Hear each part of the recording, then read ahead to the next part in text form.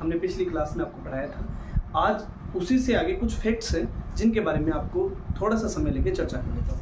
देखिए दोस्तों, भारतीय संविधान की प्रकृति के बारे में कुछ स्टेटमेंट्स हैं जो एग्जाम में सीधे सीधे पूछ लिए जाते हैं। तो देखिए, पहला स्टेटमेंट है भारतीय संविधान को अर्धसंघीय किसने कहा? बहुत सारे एग्जामों में आए हुए कि एज इट इज किसने कहा था? केसी व्हीलर साहब ने कहा था कि भारतीय संविधान क्या है? अर्धसंघीय है। ठीक है। भारतीय संविधान के केंद्रीयकरण की सशक्त प्रवृत्ति, यानी भारतीय संविधान में केंद्रीयकरण की सशक्त प्रवृत्ति, ये किसने कहा था? ये कहा था आइवर जेनिंग महोदय ने। ठीक है। सहकारी संघवाद, ये इंपॉर्टेंट है, ग्रेनविल आइस्टीन का कथन है। सहकारी संघवाद, ये भारतीय संविधान सहकारी संघवाद है। इसमें क्या है? संघवाद एकात्मक और संघात्मक दोनों के लक्षण है, ग्रेनविल आइस्टीन ने कहा था। और ग्रेनविल आइस्टीन ने नीति निर्देशक तत्वों के बारे में भी एक स्टेटमेंट दिया था। नीति निर्देशक तत्वों को क्या कहा था? ये कहा था कि ये राज्य की आत्मा है। क्या है भाई? ये राज्य की आत्मा है, या राज्य का मतलब है यहाँ पे देश से, कि राज्य की आत्मा है, नीति निर्देशक तत्व है। किसने कहा था? ग्रेनविल आइस्टीन ने। सहकारी संघवाद किसने कहा था? ये कहा था संविधान के बारे में। और नीति निर्देशक तत्व को राज्य की आत्मा कहा था इन्होंने, ग्रेनविल आइस्टीन ने। सौदेबाजी का संघवाद ये किसने कहा था? मॉरिस जोन्स ने क्या कहा था? कि जो भारतीय संविधान है सौदेबाजी का संघवाद है। राजमन्नार समिति गठित हुई थी 1971 में, और एक सरकारी आयोग इनके द्वारा भी बहुत, ये इन्होंने कहा था कि संविधान क्या परिसंघीय है। भाई ये इंपॉर्टेंट है, वेरी इंपॉर्टेंट, वेरी मोस्ट लगा लेना इसको, कि राजमन्नार समिति, कई बार ये पूछ लिया दोनों का स्टेटमेंट साथ में, सरकारी आयोग ने संविधान के बारे में कहा था परिसंघीय है।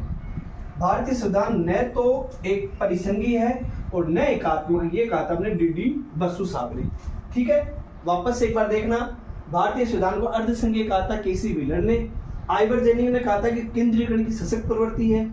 आइस्टीन ने कहा था कि सहकारी संघवाद है, और नीति निर्देशक तत्वों को राज्य की आत्मा कहा था। सौदेबाजी का संघवाद मॉरिस जोन्स ने कहा था, और राजमन्नार समिति और सरकारी आयोग ने क्या कहा था?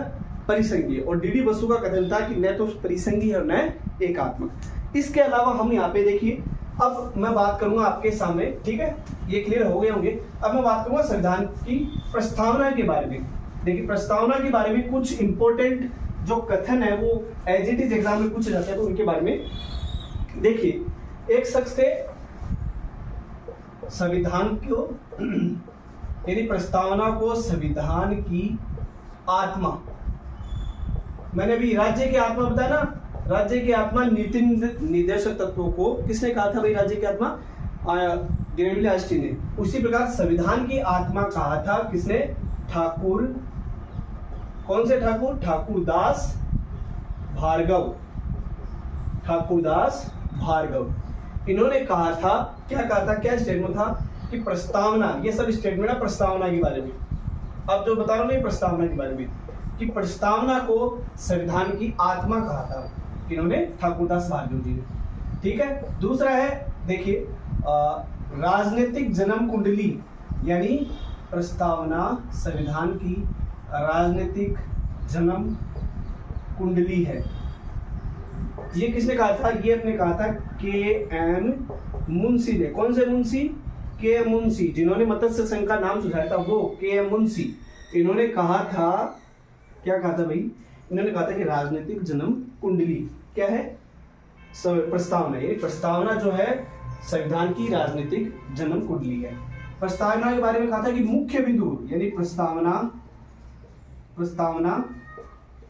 संविधान का मुख्य बिंदु है। मुख्य बिंदु कह दो, या की नोट्स, ये इंग्लिश में नाम भी आता है, की नोट्स। ये कहा था अर्नेस्ट बर्कर ने क्या कहा था? कि ये क्या है? प्रस्तावना जो है वह मुख्य बिंदु है, की नोट्स है। किसके अनुसार? संविधान का जो मुख्य बिंदु है वो किसको कहा था? प्रस्तावना को कहा था। परिचय पत्र, प्रस्तावना संविधान का परिचय पत्र है। किसने कहा था? आपको फैक्ट मिलेंगे इससे कैसे? नाना पाली, कौन से नाना? नाना पालीवाल। कौन से नाना भाई? अपने नाना नहीं, नाना पालीवाल। नाना पालीवाल ने परिचय पत्र कहा था। किसको कहा था परिचय पत्र?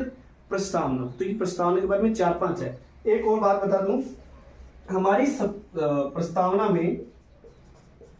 प्रस्तावना में भारत जो शब्द है, भारत कितनी बार आए? 2 बार शब्द आए। तो ये थे प्रस्तावना। वापस देखना, प्रस्तावना संविधान की आत्मा है। ये किसने कहा? ठाकुरदास भार्गव जी ने कहा था कि प्रस्तावना क्या है? संविधान की आत्मा है।